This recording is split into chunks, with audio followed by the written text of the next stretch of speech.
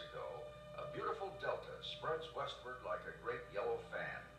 In ancient times, Indians changed this landscape by piling high the shells of oysters and conchs which they pulled from the branches of the lower Suwannee. Today, islands of trees mark the spots where they ate their catch.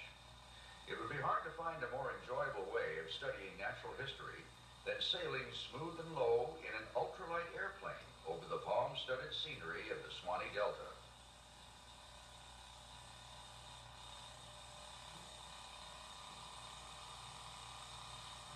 As you would expect, the little delta town of Suwannee is preoccupied with all things pertaining to fish. Take biologist Steve Kern, for example. For him, the lower Suwannee holds a great mystery. It seems that big female sturgeon from the Gulf of Mexico enter the river in March, loaded with eggs. And yet, not one sturgeon egg or larva has ever been found in these cypress-lined waters. Sturgeon are definitely spawning here, but the coffee-colored waters of the Suwannee have completely hidden the spot. With the sturgeon population dwindling, Steve Carr raises grants and gathers data in what he considers to be a race against time.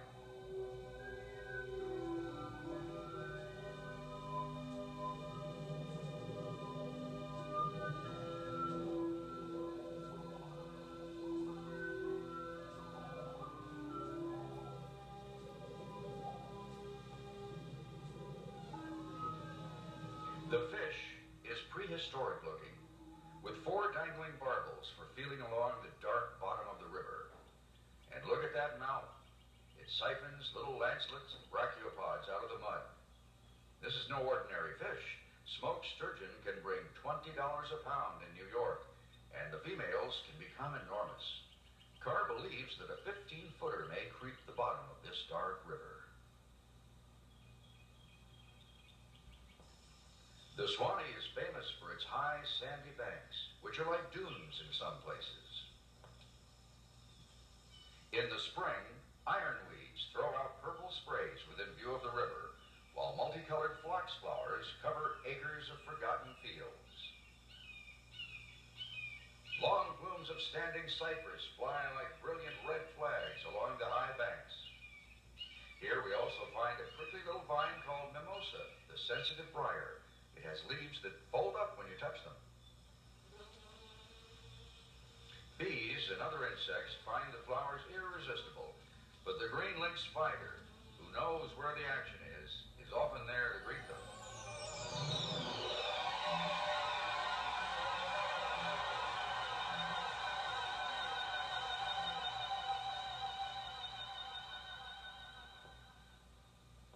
Gulf fritillary butterflies not only sip nectar from the showy flowers of the passion vine, but they also lay their eggs on the plant's leaves. The tropical zebra butterfly does the same thing. It glues them to the tender growing tips. The caterpillars from both species eat only the leaves of passion vines, nothing else. But the eggs are not always safe. An ant molds a zebra egg in a vain attempt to pull it loose. Mass produce that glue and you'll make a fortune.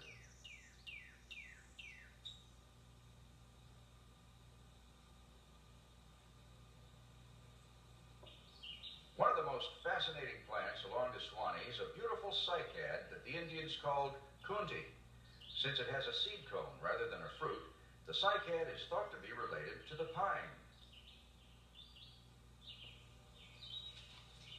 The Indians and early settlers dug up and ate the thick underground stem of kunti because it's full of starch, like a potato. But after mashing it, you have to wash it thoroughly.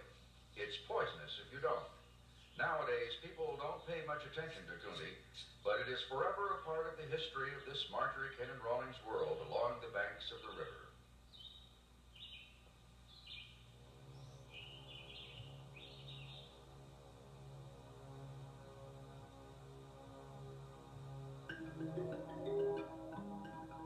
A bobcat makes a mossy oak its lair, moving gracefully over the twisted limbs of this classic tree of the Deep South.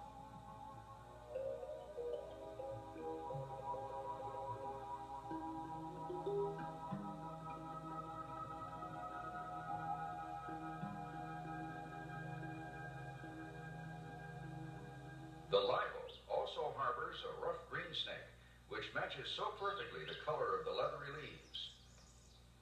Luckily, that deadly coral snake is not well camouflaged. Chances are you'll easily spot him before making a big mistake when choosing a place to sit.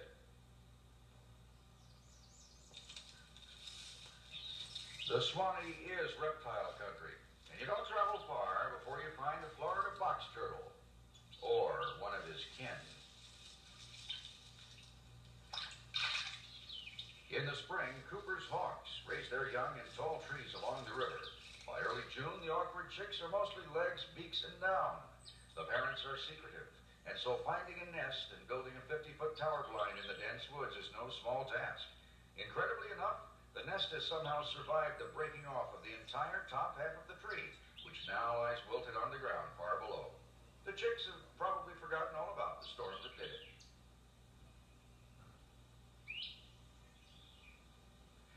As an accipiter like the sharp-shinned, the Cooper's hawk feeds mostly on other birds. By rearing her chicks, when the songbirds do, this mother can also find their nests and steal their babies to feed to her own young. That's what's happened here. She's brought in the chick from a cardinal's nest. There are many secrets along the river in springtime.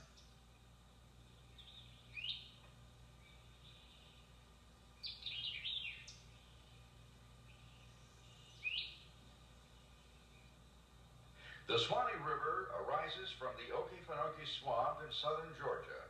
On its 250-mile trip to the Gulf of Mexico, it picks up water from 3 tributaries. The Alapaha and the Withlacoochee flow out of Georgia. The third is Florida's own Santa Fe.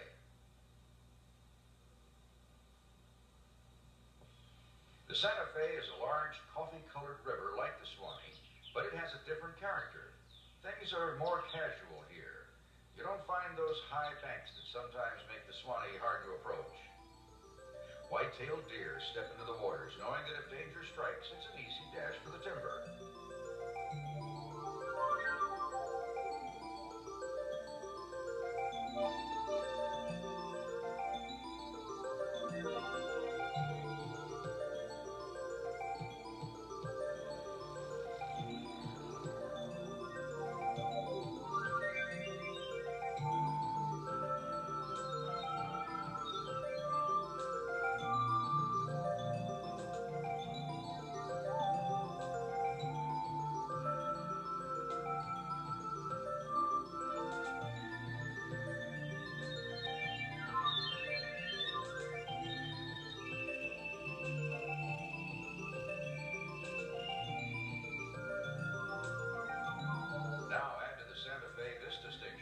That it receives the flow of one of the prettiest rivers in the world, the famous Itchitucknee, clear as air and flowing hard.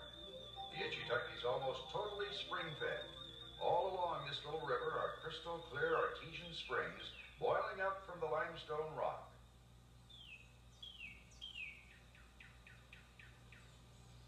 People throughout Florida have discovered the many charms along Itchitucknee's 6-mile length. Relax, cool off, and let the river do the work.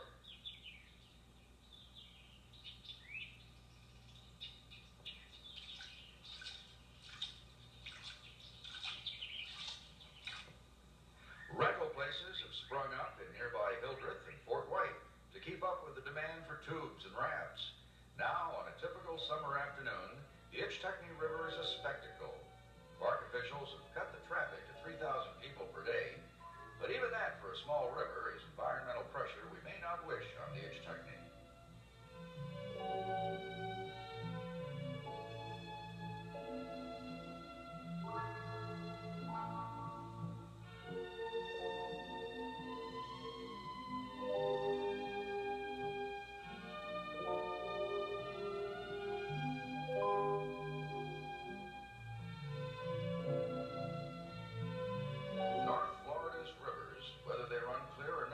Studded with springs. The Suwannee's the prime example. Dots on a map show only some of its major springs.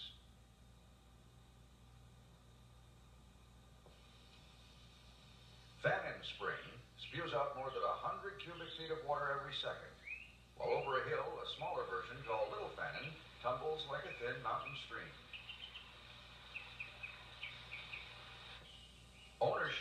is sometimes private, sometimes public. Hart Spring is owned by Gilchrist County and used for public recreation. The main boil is fenced off to keep swimmers from diving into the limestone cave out of which the water flows. Jenny Springs on the Santa Fe is privately owned and operated as a camping and diving area. The main spring, with its short run to the river, makes an exquisite picture in the woods. Manatee Spring is a state park and is one of the Suwannee's largest springs. Swimmers flock here to escape the summer heat. But if you rise up early on a cold winter morning, you can have the place all to yourself for a while.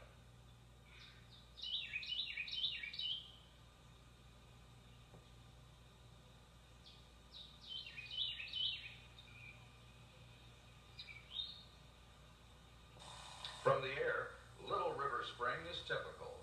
A distinct line separates the dark river from the clear spring water at the surface. Coffee on one side, gin on the other. Swimmers usually choose cold, clear spring water where they can see a gator coming instead of the warm, dark Suwannee where they can't. Troy Spring, on the east bank of the river, is a giant gaping hole. But in the shallows lie the remains of the old Suwannee River steamboat, the Madison, which was sunk during the Civil War so the Union soldiers couldn't get their hands on it.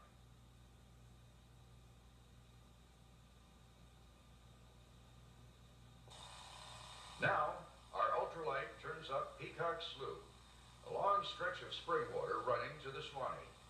Most springs lie within view of the river, but Peacock is a mile back in the woods. At the head lies the main spring. It's a hidden grotto decorated with slabs of weathered rock. Here and there, gardens of water lilies have rooted on the bottom.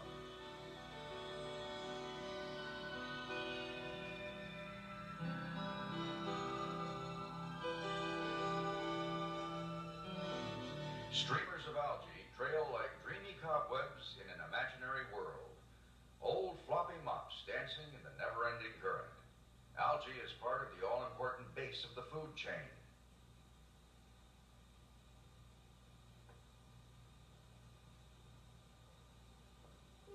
In Poe Spring, the flow is so swift, you marvel at the strength of the plants to withstand it. Yet they seem to thrive there all the more.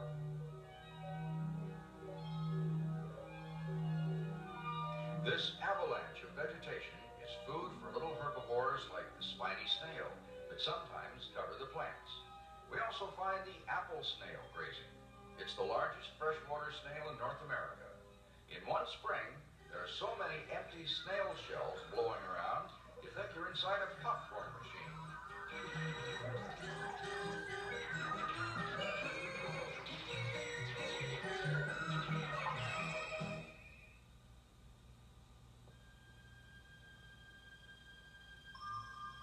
Just beyond that blizzard of shells is an old sunken rowboat. Inside is another common herbivore, the peninsula cooter, scrounging around in the algae mat that carpets the inside of the boat.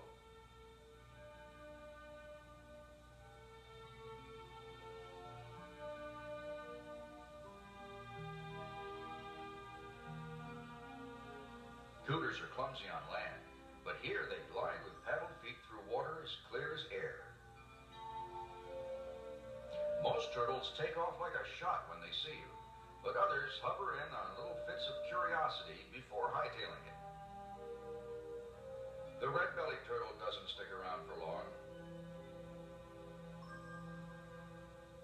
Aquatic plants don't pack many calories, so the cooter has to do a lot of pruning in order to get enough food and energy for survival. Nevertheless, the plants grow so fast that every spring is able to support many of them.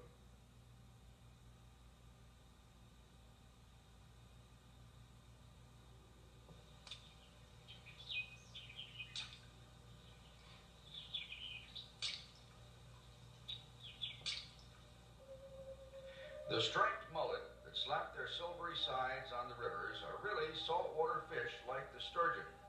But while the sturgeon enter the rivers to breed, the mullet come in mainly to feed. mullet, or living vacuum cleaners that can strip the algae off a blade of eelgrass from the bottom up. In Silver Springs, Dr. Howard Odom discovered that it is the fast-growing coat of algae, not the eelgrass, that is most productive in the intricate web of life. A drought hits the region in June, and the Santa Fe turns as clear as a spring. She's clear because her springs are still flowing, but there's no dark runoff from the surrounding woods. Now that the dark veil is lifted, we can watch the shellcrackers breed. It's a rare sight. The males are preoccupied with their own nesting sites. Filmmaker Rich Kern carefully selects a colorful male near the edge of the little community. When he is quiet, the shellcracker doesn't notice him. But when Kern moves, the fish pokes his face into the port of the underwater movie camera.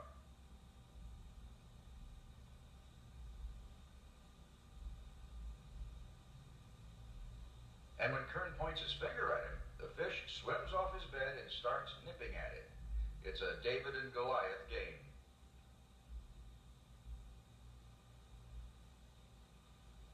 Things get a lot more serious when a female shows up.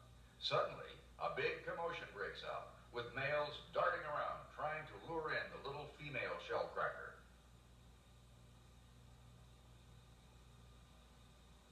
When the fuss is over, there's a big surprise.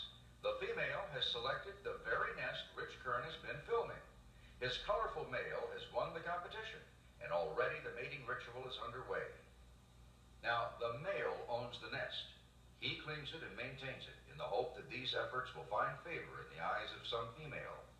But when a female does show up, the male takes control by corralling and gently nipping at her as she lays her eggs and he fertilizes them.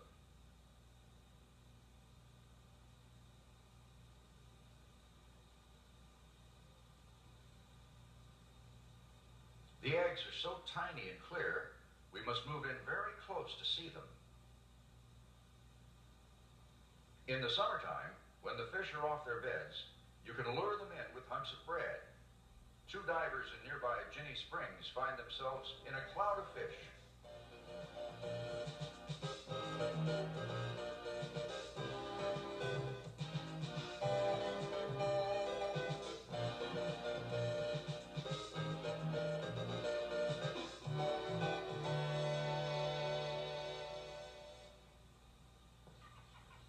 Although the Suwannee has more springs than any other river, the two largest springs in the state are located elsewhere and have become major attractions. Silver Springs near Ocala and Wakulla Spring near Tallahassee are two of the largest springs in the world. In each case, a sizable river is created by the enormous flow of the spring. A trip down the Wakulla River is a journey into a primeval world.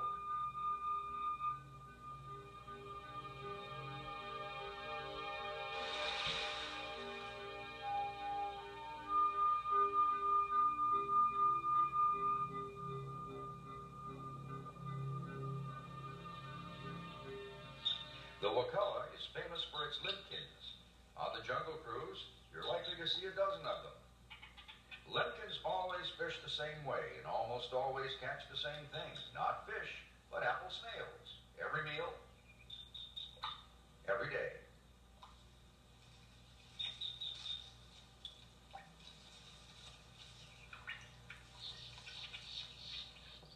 A beautiful bird of the Florida marsh is the purple gallinule. Males are extraordinary. The common moorhen used to be called the Florida gallinule, but recently it got demoted. The remains of a catfish are a treasure to either of these birds. Let's hope the moorhen doesn't see it. Oh no, here comes the moorhen full tilt. It takes the catfish without a struggle. Beauty assures no advantage between the species.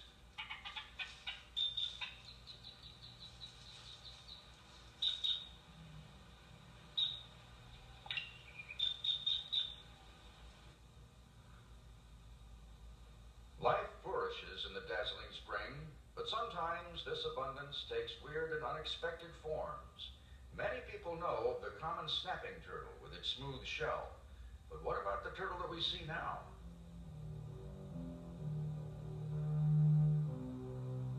It's an alligator snapping turtle, largest freshwater turtle in the world. This behemoth can reach a staggering 300 pounds. But it seems that the turtle has an unfair advantage. It fishes with a lure.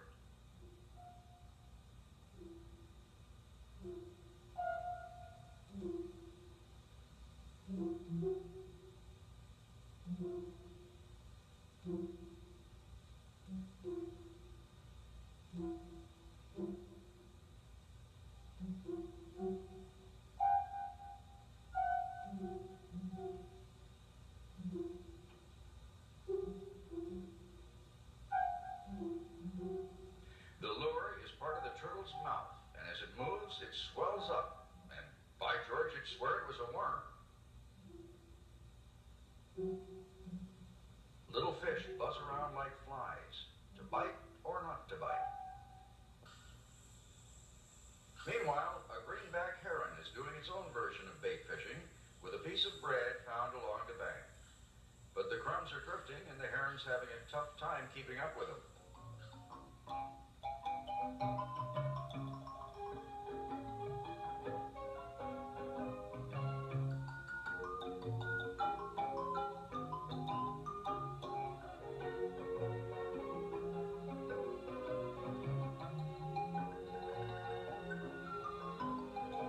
Down below, the snapper's got his own problems. Lately, greenback herons have become famous for bait fishing, though only a few can actually do it. The trick is to toss the bread, keep still, and hope the bread doesn't float off. If it does, you still have a shot at it.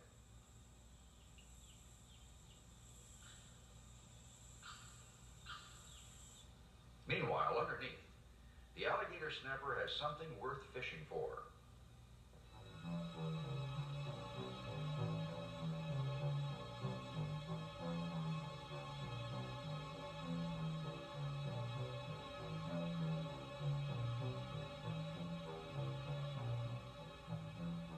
In 1949, in Churubusco, Indiana, a giant alligator snapping turtle was spotted in a farmer's pond. When last seen, it was the size of a dining room table. Next time you're swimming in the Suwannee, you might ask yourself if the boulder you're standing on is really a boulder. It might be a colossal shell. Not all the predators in the spring lie in ambush. Some are on the prowl. The anhinga moves quickly through the eelgrass, spearing sunfish.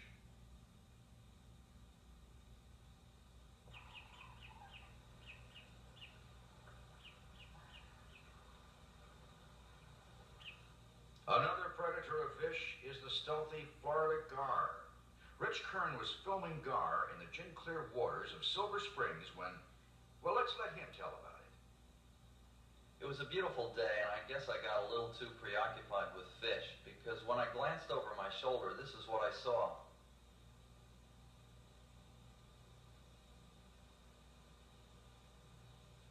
The force of the spring was driving the big alligator toward me. I held my heavy camera out in front, thinking that if he was hungry, the gator could take a bite of that instead. Fortunately, he wasn't interested in me at all, so I decided to have another look. I'll never forget it.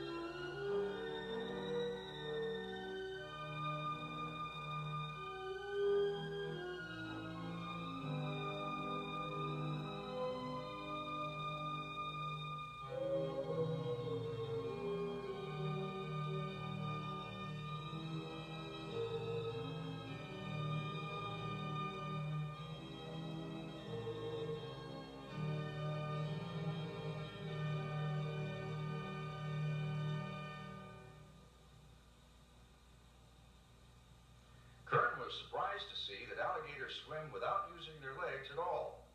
But then at Wakulla Spring, he almost bumped into this guy, and he realized that swimming in gator country is a little like playing Russian roulette.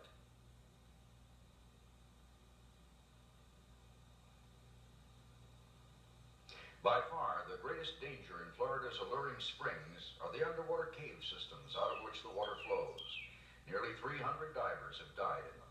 A sign over the entrance to Twin Cave warns untrained divers not to go exploring. You're allowed no mistakes in the cave diving business. This story is typical. 3 young men from Pittsburgh. Beautiful Royal Spring. Seems harmless, but they never came out, and divers had to go in to recover their bodies. More sad mothers, more sad wives.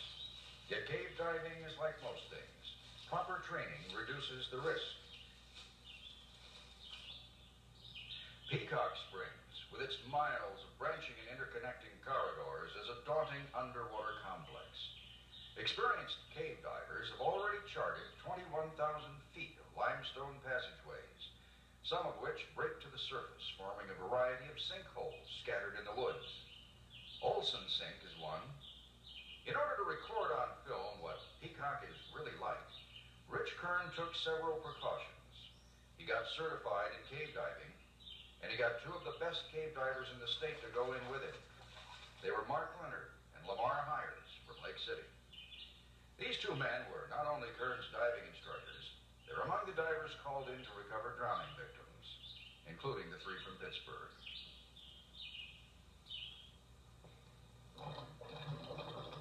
There are several rules that can keep you alive in the caves. Many violators of these rules never again saw the light of day. You must use a special nylon guideline. Tie it outside the cave and reel it out as you go. If you get lost, you can follow it back to the surface, but not if your lights burn out. And so each diver should take at least 3 spare lights as a backup. Then comes the 1/3 air rule. You've got to check your gauges often for this. When you've used 1/3 of your air, you must start heading out. You'll still have 1/3 of a tank for getting out and 1/3 as an emergency supply. That's not much of a reserve because if for any reason you panic, you will consume air very fast. Kern thought about all this as he began his entry into an unknown world. Hear his own words as he describes his descent into the darkness. As I entered the cave with Mark and Lamar, I was amazed by the enormity of it. The beginning of the cave was so big, I was reminded of the Lincoln Tunnel into New York. Our underwater lights could barely light it up. It wasn't long before I could see that the place was inhabited. There were freshwater eels slithering out of the walls.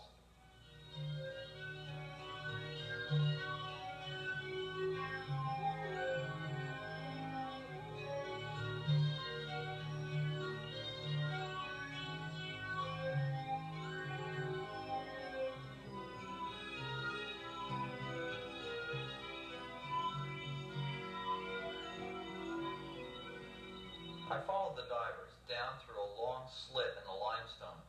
I didn't like it in there. With all the passageways we could have taken to Olson Sink, why pass through the jaws of a vice? I had to trust that Mark and Lamar knew the best way to Olson Sink.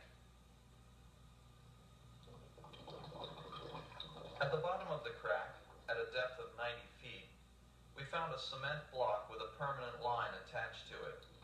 Divers had put it there on a previous trip. So Lamar snapped his reel off to the block, and we started to follow the permanent line. In some places, we walked along the ceiling to avoid stirring up the silty bottom with our fins.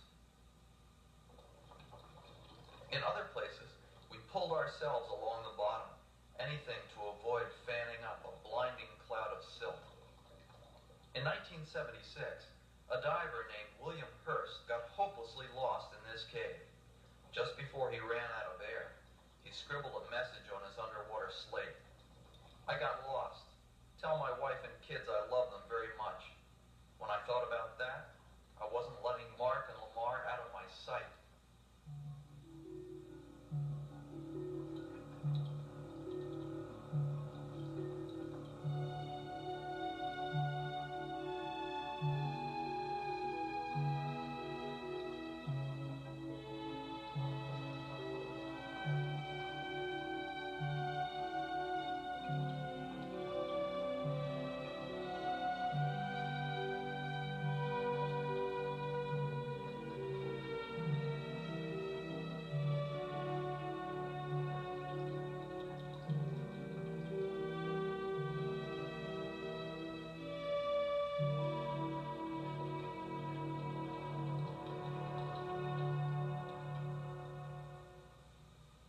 can say what lures divers into such uncomfortable realms? Every diver has his own reason. As for me, I had always wanted to see an albino crayfish. They are animals which have never seen a ray of sunlight. They have no color because color is meaningless in a world where pigment cannot be seen. These particular crayfish had eyes, but they were blind. Some species of cave crayfish have no eyes at all. As for what they eat, other than each other, I can only guess that aquatic creatures sometimes wander into the caves and die. They end up as meals for these ghostly scavengers. Some say that blue is not a happy color, but I know that the faint blue light coming from Olson's sink filled me with gladness. I can be content to let the eels and the crayfish have these caves to themselves.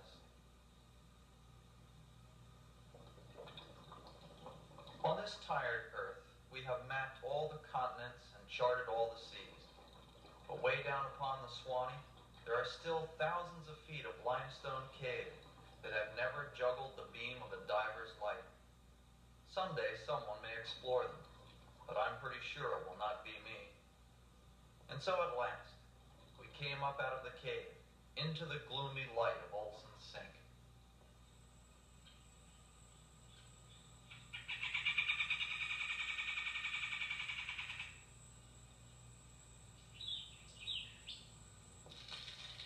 Buddy Page was born and raised in McCullough County, less than 5 miles from McCullough Springs. He might never have left this rural part of northern Florida, but when the Vietnam War broke out, Buddy served as a U.S. Navy SEAL, one of the Navy's most highly trained special forces. Today, Buddy Page is back in McCullough working as a blacksmith, hammering out a vast array of iron products. But lately, all this work is done mainly to support a habit: hunting for bones. It is a cold January morning along the Suwannee River, about 20 miles east of McCullough.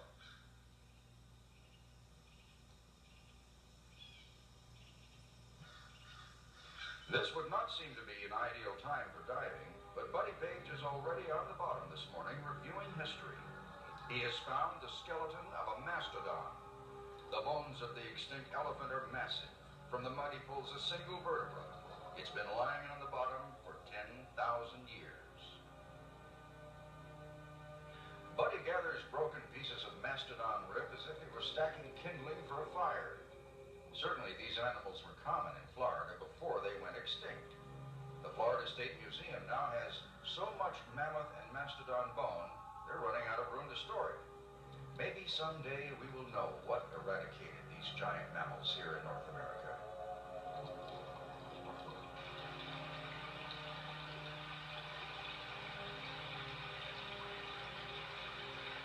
Buddy has already collected some important pieces of the mastodon skeleton. On the left is part of the jawbone, with a very large tooth in it. And further to the left is the tip of a tusk. Today's elephants are grazers, but we know by the shape of the tooth that the mastodon was a browser. It ate mostly leaves and twigs.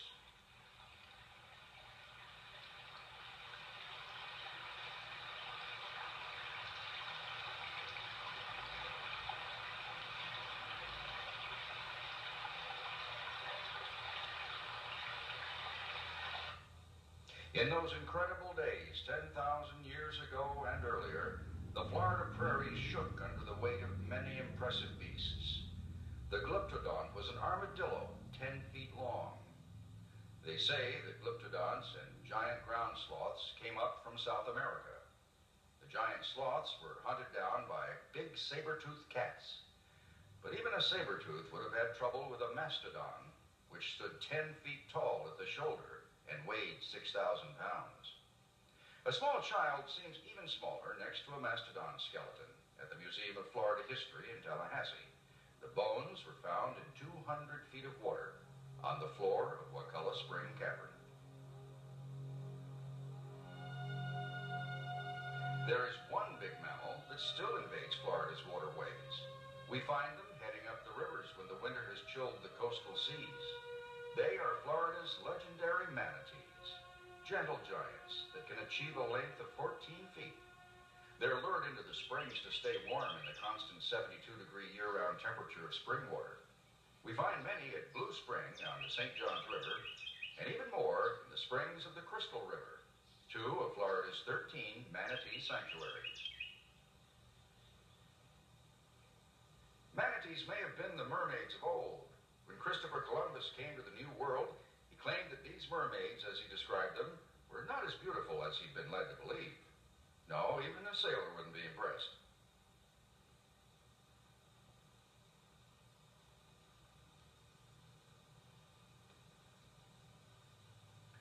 We find mothers flanking their precious calves, born into this world a hefty 70 pounds. The calves nurse from nibbles in the pit of the mother's arm. Unfortunately, manatees bear only one calf every 3 to 5 years. They can't breed fast enough to replace the ones killed by man. Most of Florida's estimated 1,000 manatees bear the sickle-shaped scars of propellers on their backs. They look like they've received the 40 lashes. We lose about 30 manatees every year from boat collisions. We need to find ways for man to coexist with the manatee. The manatee's slow and gentle nature has made it a hapless victim. The truth is, people like manatees. Manatees even seem to like people. One manatee at Blue Spring insisted on giving Rich Kern's brother a hug. It grabbed Jim's leg and gave it a nice big squeeze. You don't know what to expect from a friendly siren.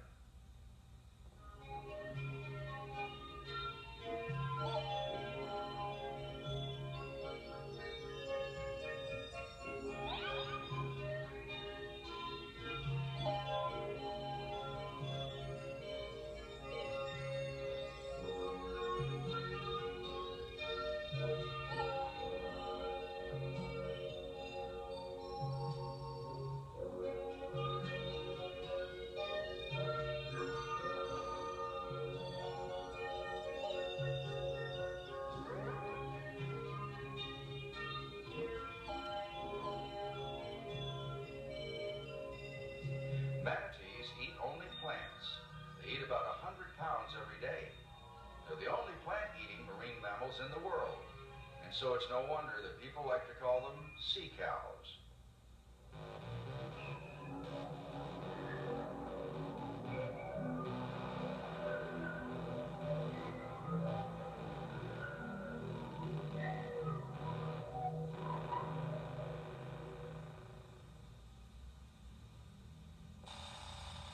Our little plane has taken us past the junction of the Santa Fe, and as expected, the Suwannee is cutting a more slender form.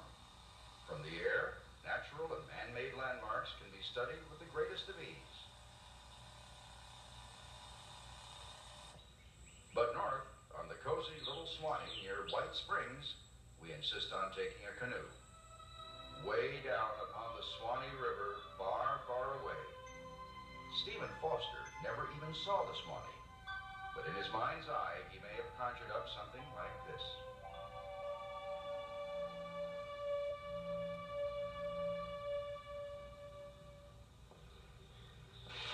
Not far away are the ruins of several spring water spas that went out of fashion in the 1960s when people discovered that mineral water is not actually therapeutic.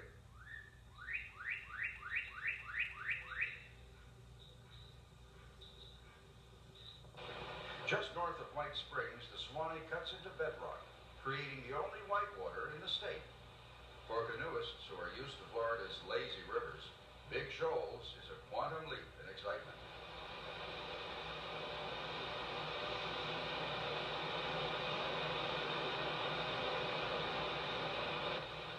Nearby, several creeks plunge over the very same limestone bluff on their way to the river.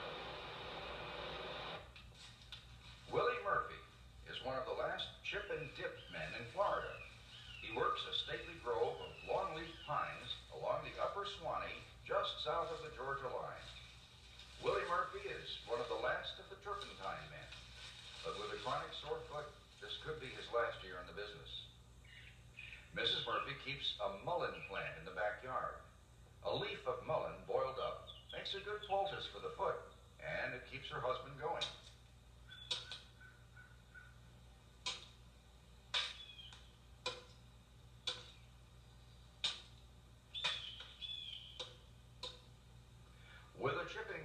that's been used for generations, Willie makes a chevron-shaped gash in the pine. He then gives it a squirt of acid to keep the sap flowing as long as possible. But in time, the dripping slows down and stops, and then he has to chip again. As the scar creeps higher up the tree, Willie has to use a long-handled chipper to reach it. Willie gets about 6 barrels of sap each time he chips the trees. He works the grove twice each summer, and then hauls the sap 60 miles north to Valdosta, Georgia, where he gets $92 a barrel for it. Eventually, the sap is converted into rosin, turpentine, and a host of other products. But with only 12 barrels a summer and $92 a barrel, Willie's profit is only $1,000 after expenses. This is why Willie Murphy may go down in history as Florida's last turpentine man.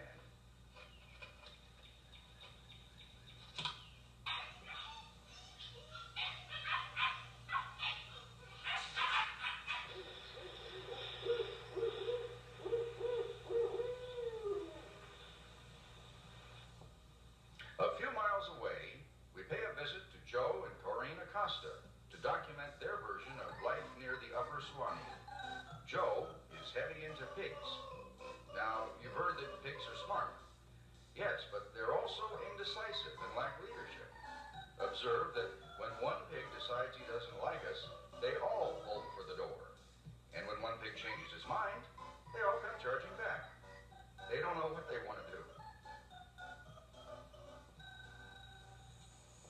Joe's collard greens grow tall in the sultry days of June, but not as tall as tobacco. You can't leave tobacco alone, you have to tend it. When sucker sprouts appear, women snap them off so they won't rob strength from the main leaves. In many ways, life along the Suwannee is a picture of the past.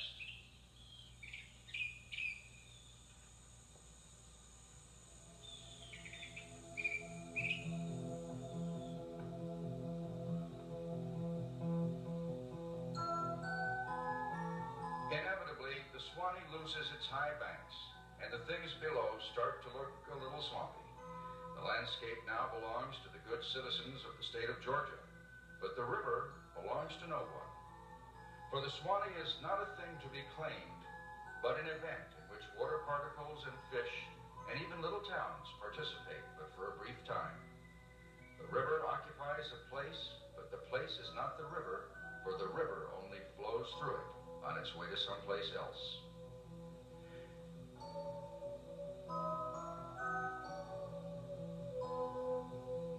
In one place, the river spills over the Suwannee sill, and everything upstream of that is part of the great Okefenokee Swamp, where the Suwannee gathers its very strength.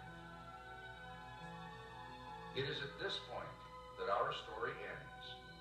For although the story of the Okefenokee is a wonderful story, it is a different story for a different time.